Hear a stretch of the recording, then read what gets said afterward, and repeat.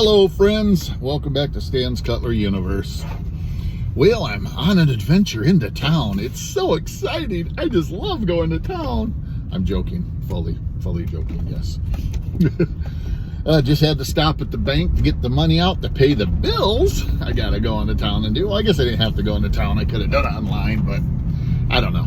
I guess I kind of wanted to get out of the house with my wife being on out of state for work and stuff. I just wanted to get out and go somewhere other than just staying in the house. It's really bright out today. Not complaining though, because here in northern Michigan it gets dark real early now. It's already getting dark at like 8 o'clock at night instead of like 10:30, 11ish, you know. So it's what happens this time of the year, you know. I mean, what can you do? It's just part of life. But yeah, what I wanted to talk to you all about today was just life in general. You know, I've heard a lot of negative comments made about, you know, our country and how the country's going, and to some extent I agree. Our country needs to go back to good moral values, but I think we're to the point where that's not going to happen. You know, there's too many people that things that were called 20 years ago, 30 years ago, mental illness, is now, because some psychiatrist somewhere decided that, no, it's not mentally ill to believe you're something that you're not, so that's no longer considered mental illness. So it's not going to change. And we're going to keep having more and more bad things happening. And, you know, the Bible spoke of this. And if you're a Christian or not, I don't care. I'm going to talk about what I understand and what I know and what I believe. And,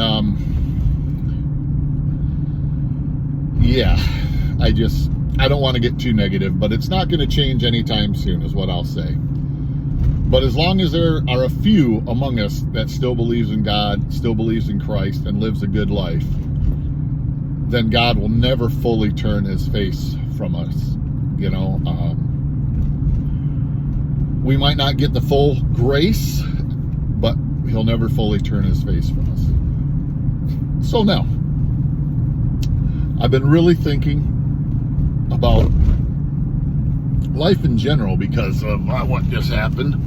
You know, and how grateful I am that I didn't get killed or anything when I was in the military, didn't get killed when the times I was driving way too fast. And how grateful I am that my daughter knows me and she knows me as herself being an adult and a parent. And, you know, it's just, for my friends out there, not only in YouTube, but other places and stuff. I got some people I need to call and talk to. I'm really concerned because a lot of you know, and a lot of you don't know, I have lost 100 pounds. Yes, I have some help from Wegovy and stuff, and I know that can be bad for you too, but right now my blood pressure is the best it's been like ever. And I feel really good. I still have a ways to go. I was really heavy. I was 437 pounds at my highest. So, you know, I still have a ways to go. But one thing I have noticed in the knife community, I would say 95% of us gentlemen in the knife community are, what's the kind and gentle way to say this? On the portly side, the larger side. And I don't care who you are or what you say, the human body is not designed to carry that extra. If you got a gut hanging off you, your body's not designed to carry that. And if I'm offending you, I'm sorry, but I'm not sorry, because I'm saying this out of love. I'm saying this out of my personal experience. You know, you need to change your diets, get more exercise, whatever. But I know as a larger gentleman myself, especially 100 pounds ago, exercise was so hard to do because it was hard to move. And, you know, anything you did would put you in pain, put me in pain, you know. So yeah, take care of your health, guys and gals. We only have one journey, you know, one life. Well, at least here, you know, in this corporeal form, you know. And those of you that are parents, take care of yourself. Get yourself back into some shape so that you can be there for your children. And if you have adult children, get yourself back in shape so you can still be with them. But also, when that day comes and you have grandbabies, you can be there with them. Because I tell you, grandbabies are, it's pretty cool. I know I heard other grandparents and stuff back before I was a grandpa talking about it, and I was just like, yeah, whatever, it's not that cool, you know. You got a screaming, crapping, peeing little mini-me running around, or mini-me of your child running around, but it is pretty cool. I made the comment to my wife the other day when we had our grandson and our grandpuppy over for, they stayed probably about 6 hours. Mom and Dad were just doing some stuff, and, you know, and we love having them. I made the comment to my wife, I go, it feels so good in the house. She's like, what do you mean? I mean, I was getting run ragged, I'm not going to lie. But it felt so good in the house to have life back in the house, you know, those little ones. I mean, because the grandpuppy, he likes to play, and he's going to get his attention too. Because if, you know, grandson getting attention, well, the grandpuppy needs attention too. He is there first, you know. But it felt so good to have life back in the house. And then, you know, just take care of yourself, guys. I truly, truly am concerned for many members of our knife community. Gotta get a drink. Now, with that being said, I'm going to talk some knife stuff here. My journey with knives is changing a lot. I have bought so many budget-friendly knives, especially from Frost, because of Frost's bad reputation they've gained from years of making stuff that wasn't the greatest to now that they do make and have made some good stuff over the years. I was able to get a lot of Frost cutlery knives inexpensively.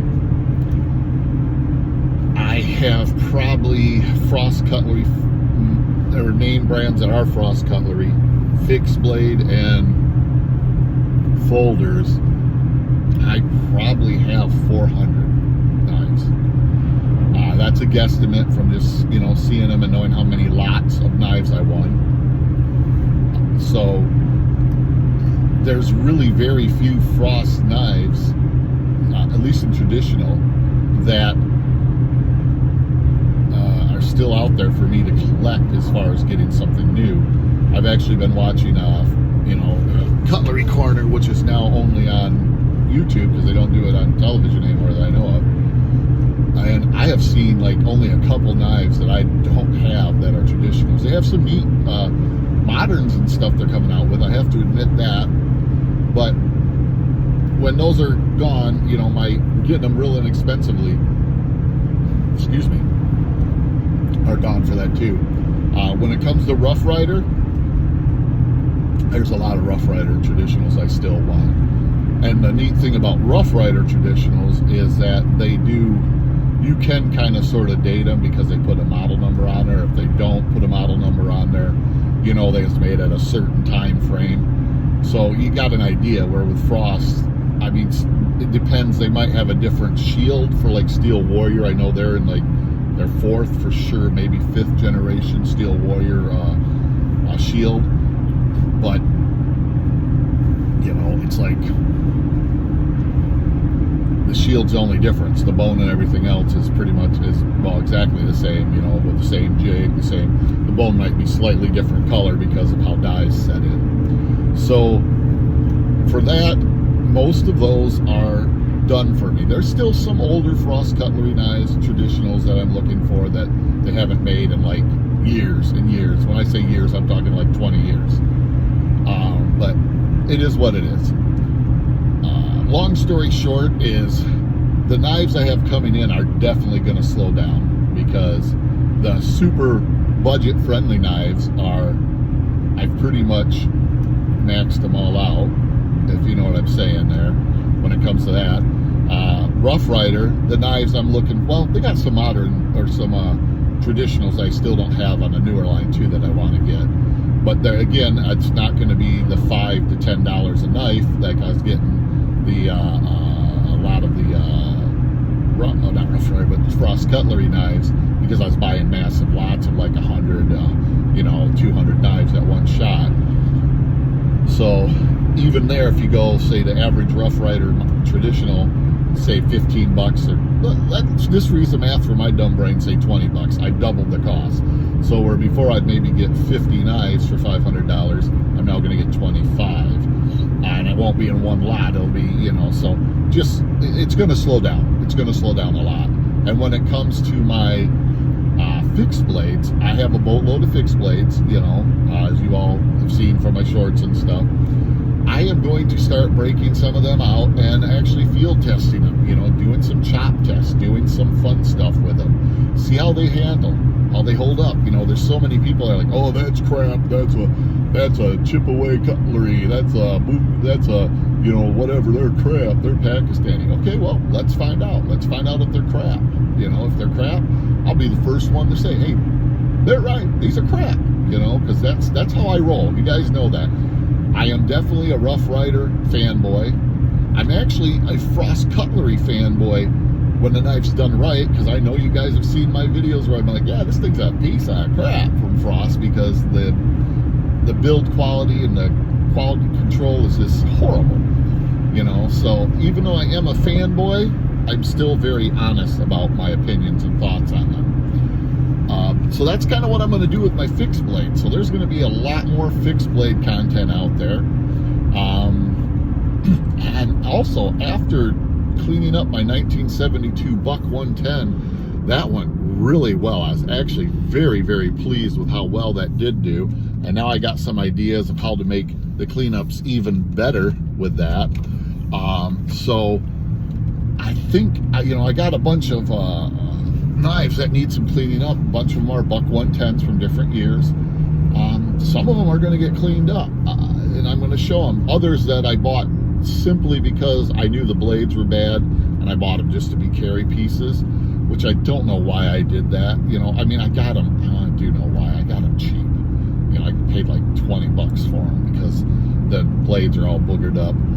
But in the long run now, I wish I wouldn't have done that, because once I send them in the Buck to get rebladed and the spot treatment, it's not that they cost me a ton, but I'm right, even at paying $20-25 for it, the spot treatment's 8 or 10, I can't remember. The blade replacement's another 8 or 10. So just for simple math, with shipping both ways, let's say $25. Okay, now if I paid $25 for the knife, $25, that's $50. Yeah, it's still inexpensive for a Buck 110. But I could have just went to the store or Walmart or wherever and bought one for like $60. So it's kind of one of those, I was thinking, but I wasn't thinking things, I might use some of them I might send some of them to some of my friends that don't have a Buck 110 or anything, and just, get their hands on them, after I get them back from spot treatment with a new blade.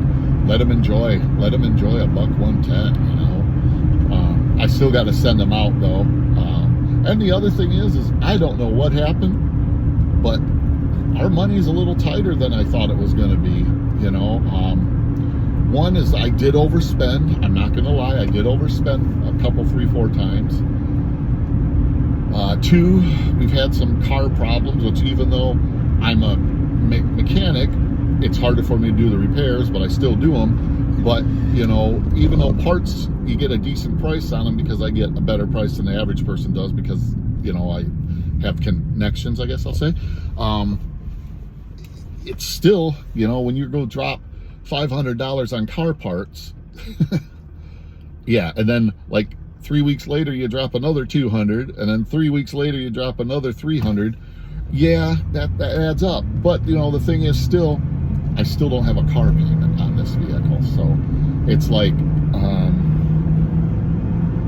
do I complain about $1,100 even though it came out real close together, like within a month and a half, 2 months time frame?